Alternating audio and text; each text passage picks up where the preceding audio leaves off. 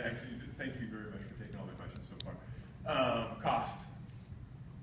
So the question was about fourth grade assessment, and then we had a suspension of fourth grade writing assessment a few years back.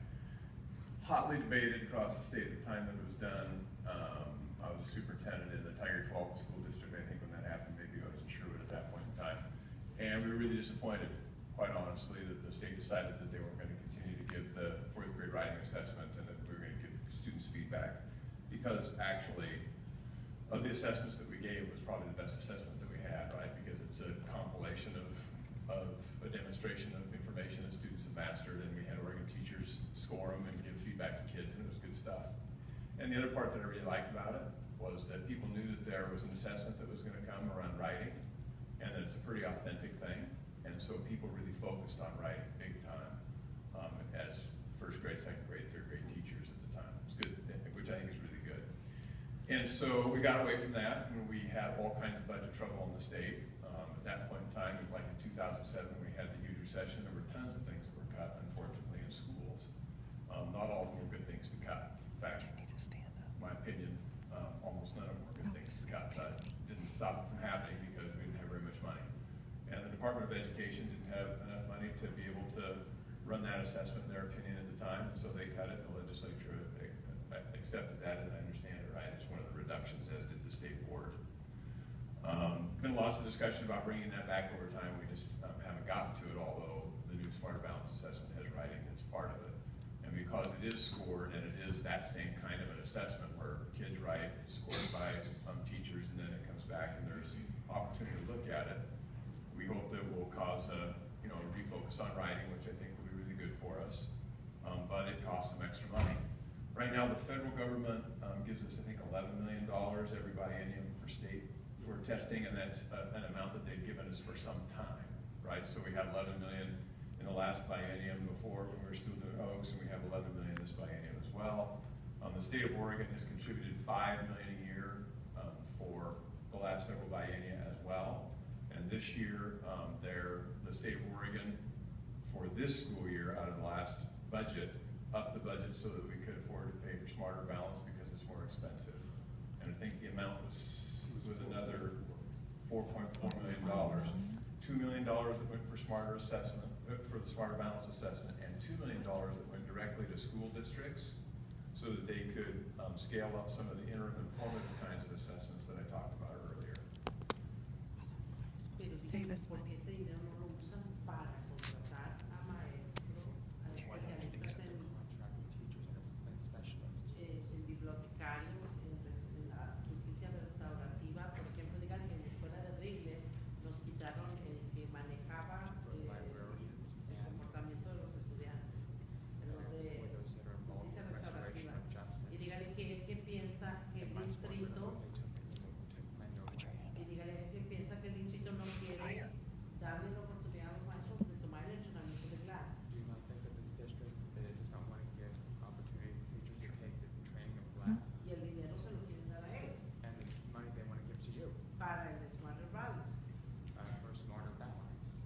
So the question kind of is, and so is, I think if I understand it correctly, it is so there are lots of things that can be done with this money. And we're spending the money on assessment, and there are other things that we could be spending it on, which is true. I mean, we always have lots of choices to make about how we're going to use resources. We want to make sure that we're using them smartly. Right now, the state sends, of the state education budget, we spend about 98% of the dollars that are available. So right now, the amount that's in the co-chair's budget, as the legislature debates this, is like $7.235 billion, I think. 98% of that will go to schools. About 2% of it remains at the Department of Education for our operations component of the work that we do. And of that money, of that 2%, some of that will go for the assessment. What we try to do in Oregon very much is have local control. That's why the $98 million goes out in a formula, and then local districts decide how to spend it. And so, whatever your local district is, I'm sort of putting this back on local districts, and as an ex-superintendent, I know how this works. We get about 98%. We work with our community to set a budget. We have a budget committee and a school board. We run them through the process, and we put a budget out there, and then we offer services to kids. And so, districts get about 98% of that money, make those kinds of decisions, and including Are they going to offer grad training? Are they going to hire people who are going to work on all kinds of different components of offering education to kids in the state? So I don't know if we really addressed the component about developmentally appropriate. Developmentally appropriate is a really hard discussion. It's something I really struggle with. I also really struggle with the idea of instruction that's not joyful, right? So again, once in a while we talk about, we're going to full-day kindergarten in the state, right? Instead of half-day kindergarten. And once in a while people want to talk to me about, well, what's that kindergarten instruction going to look like? And I would hope that it's going to be really joyful instruction. That when kids come in, that there's going to be lots of singing and play and exciting stories to read about in order to learn about literature, as opposed to some kind of drill and kill that's going to be like terrible and make students not be excited about learning. And I chafe at the idea that because we're going to set high standards, that we can't teach to those standards in a joyful way. One of the things I like about what we have going on here is this is a set of standards that we're asking students to achieve and teachers to teach to. How that instruction takes place, the curriculum that gets used, the methodology of instruction in the classroom on a daily basis, and whether or not it's joyful or drill and kill, that's up to the instructor. I hope that as a Department of Education, we're out trying to work really hard to help teachers be as effective at instruction as possible. And I know that educators take that to heart. I come from a family of educators. My sister talks to me almost every Friday and tells me what it was like to teach in her second grade classroom for the week, right? And sort of gives me a nice perspective. My son's a high school science teacher. And so I get that perspective on a regular basis, and I hope that the learning that they're doing is joyful. So when it comes to developmentally appropriate, it is really important that instruction is developmentally appropriate. And as well as the kind of the joyful part that I just talked about. And how we go about instructing sometimes things that are fairly challenging concepts can be as much about what's developmentally appropriate as not. I mean, how I go about teaching something is about developmental appropriateness as well. I was amused recently by a friend of mine who's a superintendent in the state now, who was talking about one of his previous jobs, and he was a high school typing teacher. I don't know how many people, I took typing in high school. I hate to sort of have you raise your hand, because if you do, it's from a time that's gone by, right? We don't do it.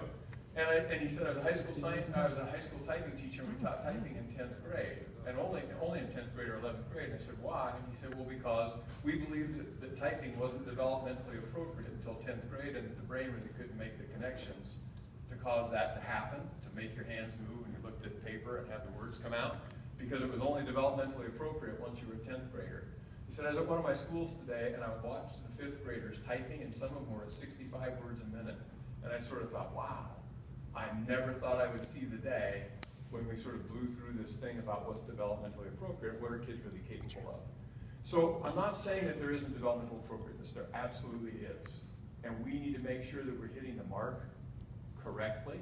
One of the pieces of work that we plan to do between now and next December, because we're really working hard at connecting the early learning world to the K-12 world, so there's a nice connection there in the learning progression, is to look at the standards that exist in early childhood and the standards that exist in K-12 and make sure that we have a nice handoff from one to the other. And that means that we really need to look at developmentally appropriate standards, including some of the self-regulation skills that are really important for kids when they come to school, and how we go about teaching those components too in a developmentally appropriate way. So there's lots of stuff to that. The younger a child is, though, I mean, you can set a standard that every child will walk by 12 months. That doesn't mean that every child will, and that doesn't mean there's not a range. So I don't think it respects the range of development. Children don't develop like this. They develop like this, and they eventually might end up here. Some of them might not end up there, because people are different. And so when you're setting these standards and rating students and rating schools,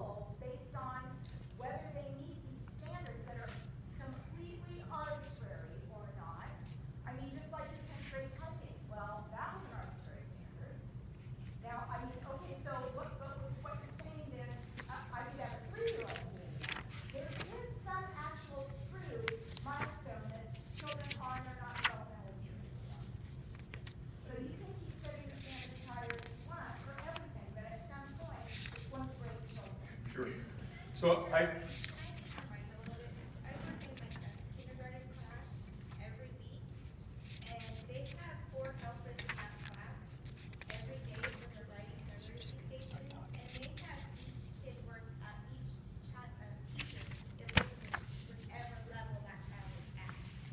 So, like, for example, my child is at like one of the highest level of reading right now, and he works with the teacher, and they work at that level. And then they have different. I'm not talking about instructional appropriateness. All teachers that are good teachers are going to do that. I'm talking about the appropriateness of setting a standard that says, by the end of kindergarten, the child will read. If they do not, we're going to say deficient, and we're going to figure out an intervention for that child. I think that's problematic. so earlier somebody was talking about somebody who was successful, who wasn't able to read very well till the end of 2nd grade, and I kind of chuckled to myself because that's me, right? I wasn't a great reader until sometime at the end of 2nd grade. Well, that's what I think about is that we have a learning trajectory that's a general target that we're trying to get to, and when students are above or below that by a significant level, then we need to ask the question: is there something that we need to be looking at about the way that we're going about our instruction, so that we move kids along at a reasonable pace? I don't think that to label a kid deficient, I think would be really inappropriate. So I'm gonna go to a couple other people. Yes, ma'am. First of all, thank you for being here. Thank you for being here. There's a lot of frustration, as you can tell, with a lot of parents out there.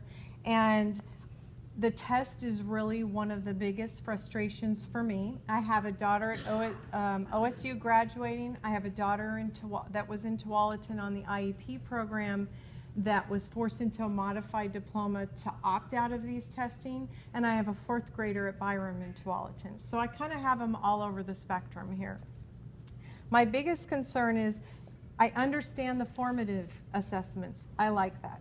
I love the interim assessments because I think that's very valuable to judge where my son is at the current time in school. I'm really confused about this assessment because to me, and I'm going to go back to your math analogy, when a kid doesn't get a concept, you go back to those steps and figure out as an instructor how to fix that. To me, in May, with results in August, how are you going to fix what you missed from my kid all year long?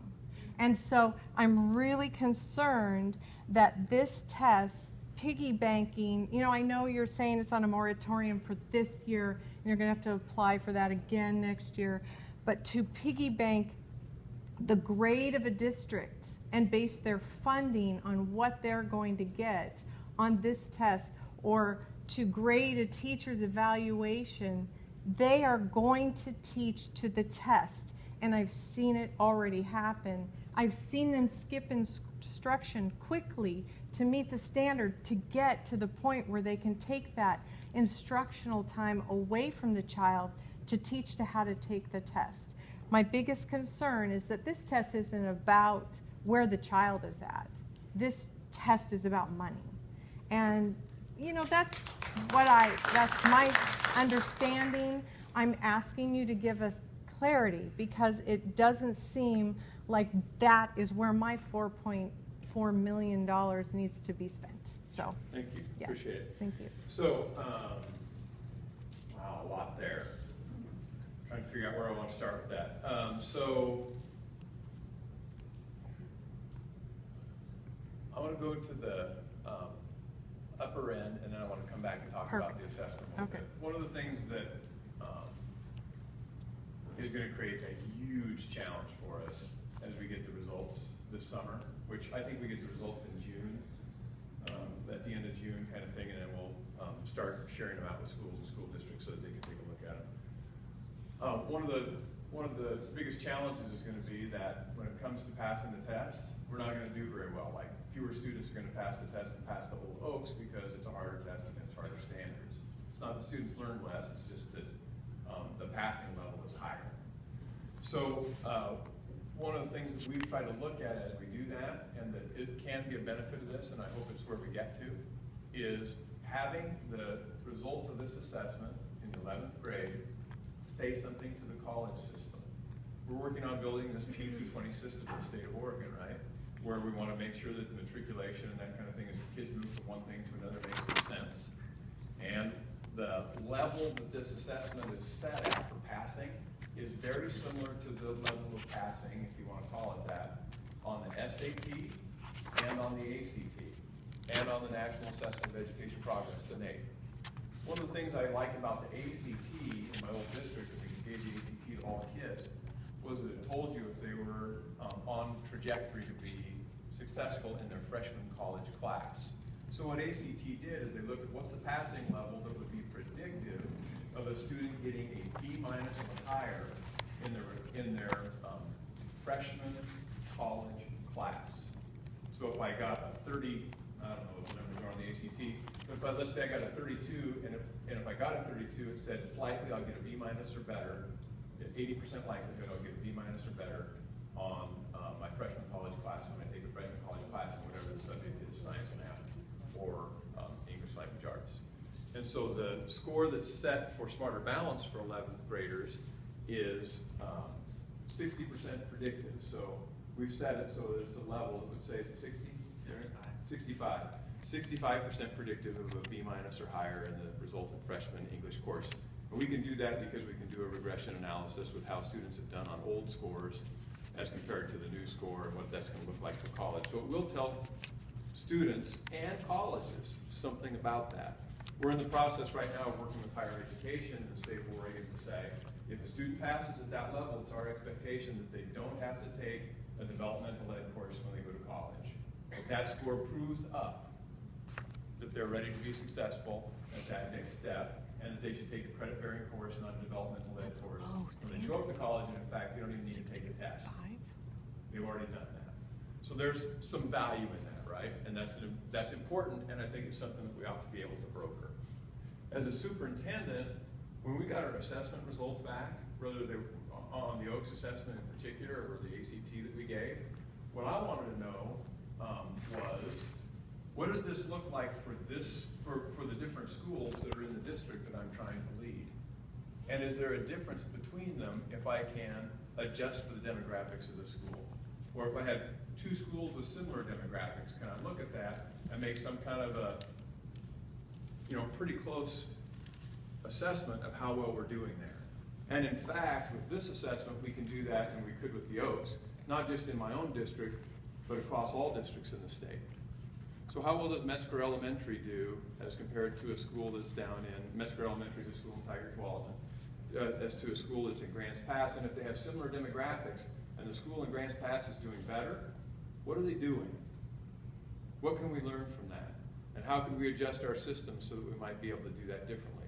Or, if Metzger is performing really poorly compared to some of the other schools in my district, is there something that we should do different at Metzger? And we have to think about this. Should it be a punitive measure for Metzger? Because I don't think that whipping the horse harder makes it get any better. It should be a supportive measure for Metzger. And I use Metzger because it was a really good school with its demographics, so, and they're confident about that, so I'm not beating them up at all. But the deal is, we could say, you know what, they need some additional support on, is there a component of the assessment that they're doing poorly on? So is there a part of the math standard that students there are not meeting on a regular basis that students in our other schools are meeting? And if that's the case, can we offer some professional development to the teachers there and say, let's look at this component of the math and see if we can figure out what the issue is there so that you can think about how you might change your instruction so that students can learn that better. Or maybe we need some more money at Metzger because there seems to be an issue and we need to reduce class size because our outcomes aren't what we want them to be. There's all kinds of things that I could make as a decision as a policy setter, or that my district could make as a policy setter about that. It was my expectation. Pardon? Can I jump on that real quick? Sure. If what you're talking about is more like a research let's say research, you're trying to get evidence to improve schools and improve classrooms, why is it tied to the child's graduation? Well, we know. Okay. So I can. Why isn't this back the tool to get you that data? Were you not doing that 10 years ago? Sure. So 10 years ago, we had a different set of standards in the state of Oregon, right? And we had a different set of standards than we have now. We didn't have a Smarter Balance, and it was a much lower set of standards. And our results were telling us that our students didn't seem particularly well prepared to be successful as they left our schools. And we had an assessment that measured against that set of standards.